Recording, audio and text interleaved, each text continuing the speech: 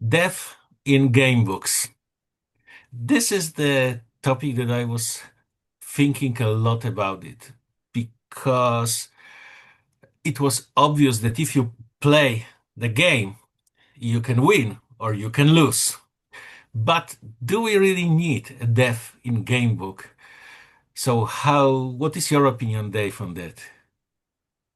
Well, I mean, death was there to make you feel there was a challenge originally in game books, but the problem with it is a bit like a failed dice roll. I mean, it's that turned up to 11 because really nobody wants to lose their character and have to go back to the start. That's very, very tedious, and it's not like in a computer game where you can save the game. Well, you can cheat, but the problem with cheating is it takes you out of the story. We'd like to have, this is why, say, in the Fabled Lands books, we had resurrection, because we said if people are going to cheat anyway, let's make it part of the story. So you actually have a reason in the story for coming back to life. Um, again, because story is what matters in something like Whispers Beyond the Stars, we don't want to kill the character and then that's just the end of the adventure. Um, there was a while back, the one of the Prince of Persia games, Sands of Time, I think was one of the first ones that had a mechanic where when you went back to a save, it said the hero would say, "Wait a minute, that's not what happened," and you'd think, "Ah, I've just seen a glimpse of the future," which of course we have a similar mechanic in Whispers Beyond the Stars, um, where you wake from this nightmare and it becomes maybe a disturbed vision of what might happen, keeping you within the story, but acknowledging that was not the path to follow. And I think that's a good way because it lets the player keep immersion. They face a death, but it doesn't mean going right back to the start like in the old game books. It just means a little bit of a setback, and now you know that's not a wise thing to do, which seems like a good way to handle um, death. I mean, we want there to be a challenge. Death can be fine if it comes at the end, as it were, if it's the right end to the story. But we don't want it to just occur halfway through because what we're really saying is we're closing off that path because we couldn't write an infinite number of sections to cover everything. So I think that this flashback or flash forward mechanic is a good way to deal with it. I'm in the same opinion because this is the uh, main negative feature of the game books. In the old game books, when you died, you need to start all over from the beginning. And when you do it for the first time or for the fifth time, it's difficult to remember. I mean, in which uh, game you did what, right? Hmm. And as you are forced to go through the same paragraphs and you just don't remember when it was. So when I was playing Heart of Ice, for example, I was doing that I created the character cards, and this is with Heart of Ice Deluxe, which we released in other words. Then we had small playing cards for each character when the person was presented and his skills were described. So when I played for the second time, I really imagined that I played this particular person, and then these events were like gluing into this type of person, like spy or mutant Yeah. or trader or someone.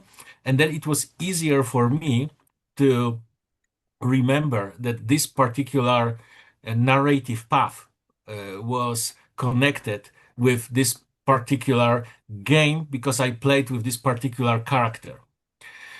Yeah. But in the situation when you have predefined character, like we have mostly in our Whispers Beyond the Stars, it may work, it may not work. So that's why we decided to go with this idea of wake from this nightmare.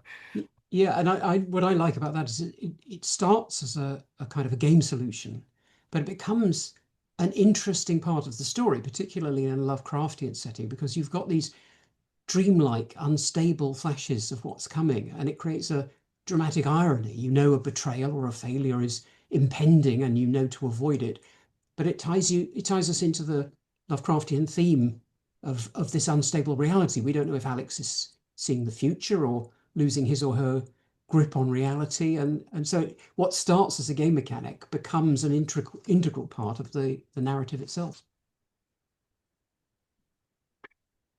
What we can do, I think, in the next games, we can also uh, to explore the idea of the health and sanity, because currently we are treating it numerical, because otherwise it's very difficult to manage.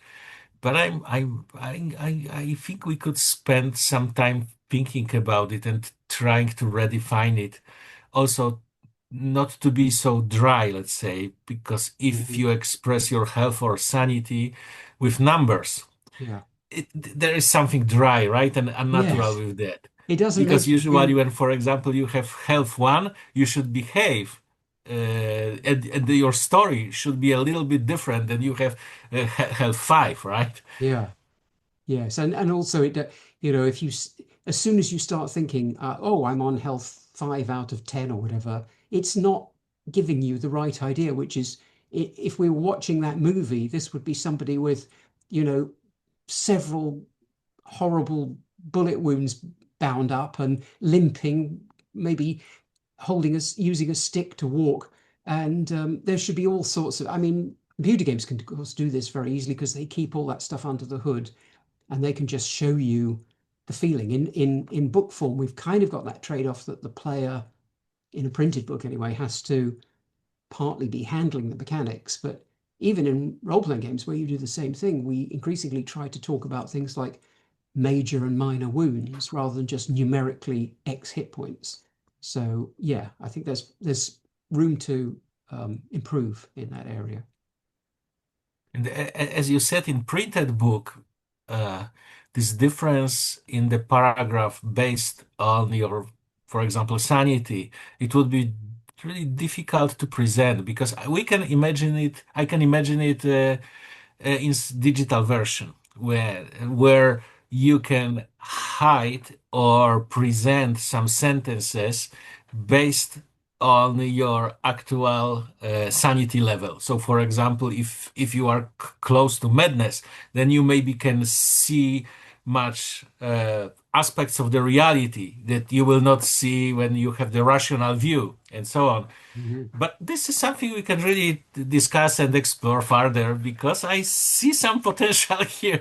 We Yeah. just need to catch the right approach.